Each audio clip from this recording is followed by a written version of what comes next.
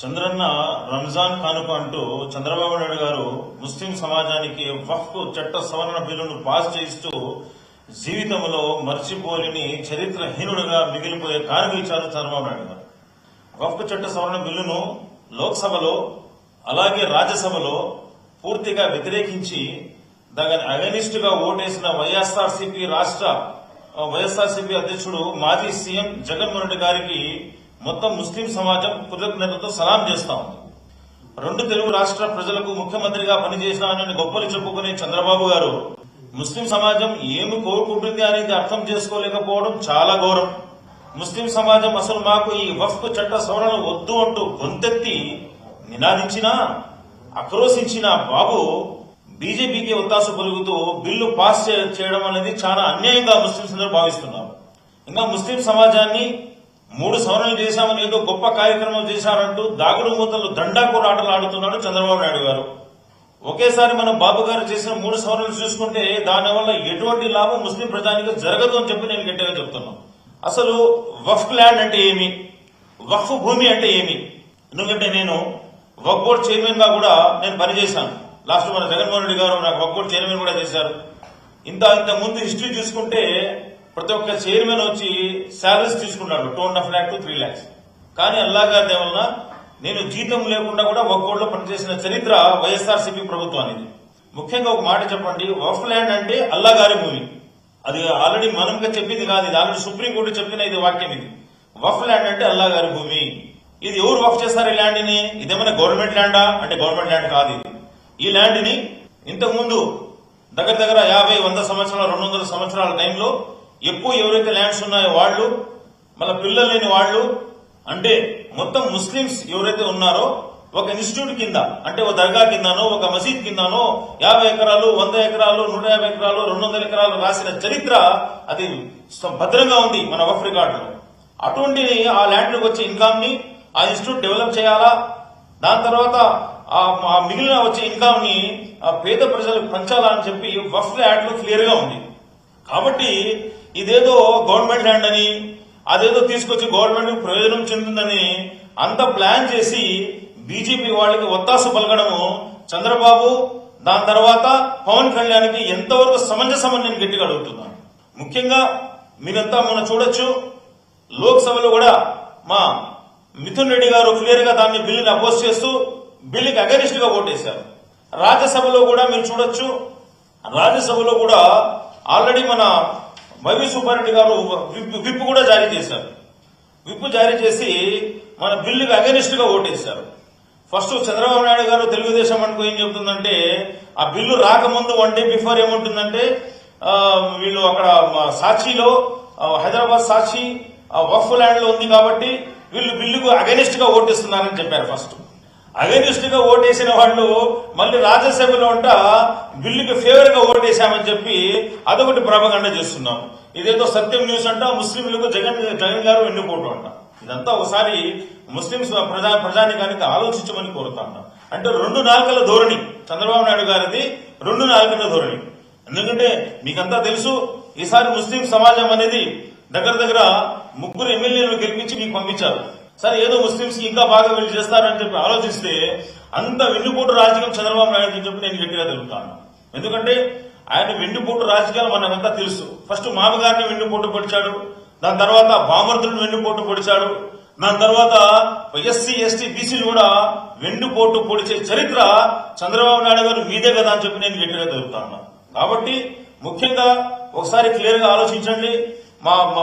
ఇప్పుడు ఆల్రెడీ నిన్న కూడా మన ఎంపీ వైవి సుబ్బారెడ్డి గారు ఛాలెంజ్ చేశారు, మీరు ప్రూవ్ చేయండి మన వైఎస్ఆర్సీపీ పార్టీ రాజ్యసభలో అగనిస్ట్ గా ఓటేసిందని చెప్పి మీరు ప్రాపగండా చేస్తున్నారు, సోషల్ మీడియాలో మీరు పంపుతున్నారు. కాబట్టి ఇది ఆల్రెడీ వైవి సుబ్బారెడ్డి గారు కూడా ఛాలెంజ్ చేశారు. కాబట్టి ఇప్పుడు ఏం అర్థమవుతారు తెలుగుదేశం ఉండే పార్టీలో నాయకులు.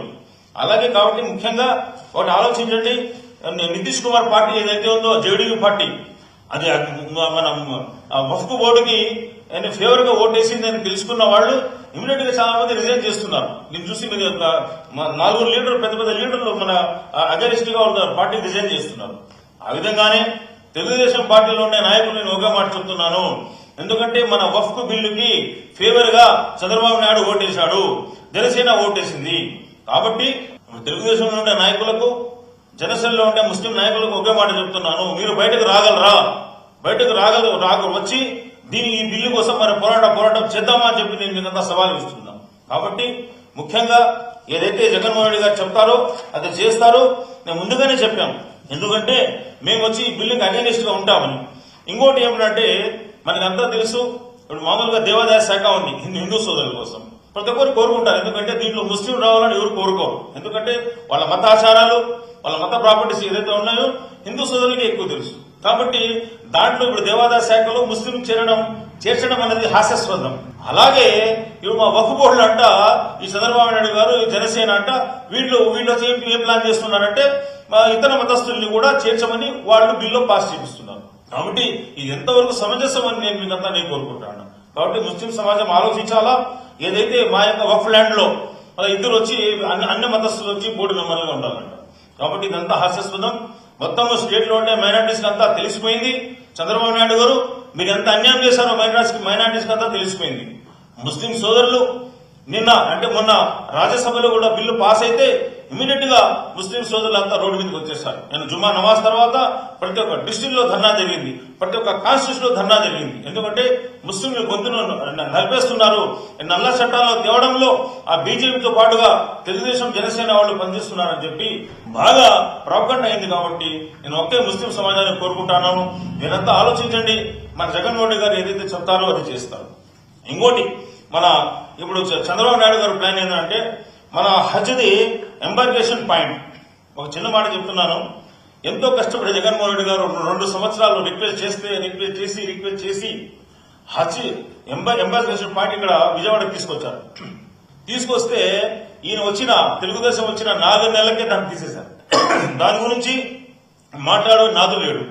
దాని గురించి తెలుగుదేశంలోని నాయకులు కూడా నోరు మెదపడం లేదు. అంటే ఆంధ్రప్రదేశ్ లో ఎవరైతే హజ్కి వెళ్తారో వాళ్ళకి వెళ్ళాలంటే హైదరాబాద్కి వెళ్ళాలంటే బెంగళూరుకి వెళ్ళాలి.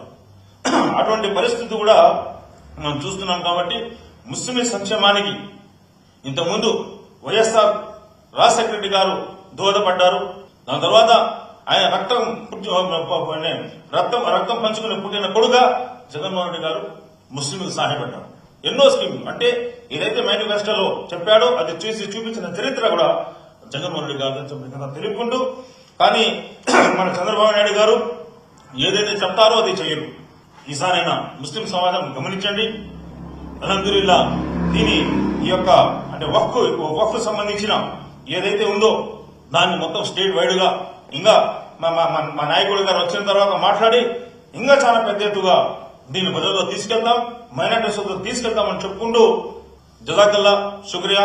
अल्लाह हाफिज। सारे मुसलमान भाइयों को, उलमा को, जम्मतुल उलमा को और इसी तरह मुस्लिम पर्सनल लॉ बोर्ड वालों को, सारे मुस्लिम हमारे बहनों को, भाइयों को सबसे मैं गुजारिश करता हूँ, ये जो बिल लाए हैं चंद्रबाबू नायडू लाए हैं, इधर लोकसभा में भी उनकी एमपी फेवर से वोट डाले हैं, इसी तरह और पार्लियामेंट में भी उनको फेवर वोट डाले हैं और ये बिल पास हुआ है। ये समझ लीजिए, अगर मुसलमानों पे अगर मोहब्बत होती तो बिल वोट नहीं डालता था चंद्रबाबू नायडू ने। और इसी के लिए मुसलमानों की मोहब्बत इनके दिल में नहीं है, मुसलमान वजूद में आना, मुसलमान गिर जाना, मुसलमान तबाह बर्बाद हो जाने का प्लान चंद्रबाबू नायडू कर रहे हैं। इसके लिए ये बात तो भी आप लोग समझिए, हमारे वाईएस राजशेखर रेड्डी साहब का खून है, जगनमोहन रेड्डी साहब ने, उन साहब ने वादा किया हम असेंबली में, पार्लियामेंट में भी वोट खिलाफ करेंगे और राज्यसभा में भी वोट खिलाफ करेंगे। अल्हम्दुलिल्लाह हमारे मिथुन रेड्डी साहब, वैभी सुब्बा रेड्डी साहब उधर लोकसभा में भी बिल अगेंस्ट करे, उधर राज्यसभा में बिल अगेंस्ट करे। इसके लिए आपसे गुजारिश करता हूं मैं, सारे लोग ये बात समझिए और अल्लाह के वास्ते हम जो बात कहते हैं वो सच है, इसके लिए जोर से आवाज लगाएं। ये बिल को हम लोग इंशाअल्लाह ताला सुप्रीम कोर्ट में भी चैलेंज करने का इंशाअल्लाह ताला वादा करता हूं। शुक्रिया, जज़ाकल्लाह, अल्लाह हाफ़िज़।